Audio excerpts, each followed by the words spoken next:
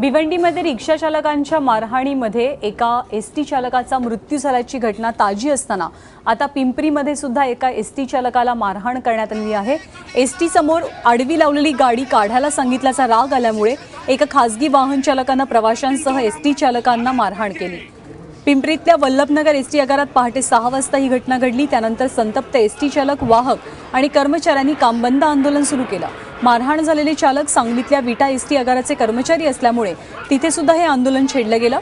मारहाण करणाऱ्यास अटक केल्याशिवाय एकही एसटी सोडणार नाही असा पवित्रा घेण्यात आला। अखेर 5 तासांनी आरोपी निखिलेश राजपूतला अटक करण्यात आली आणि हा बंद मागे घेण्यात आला।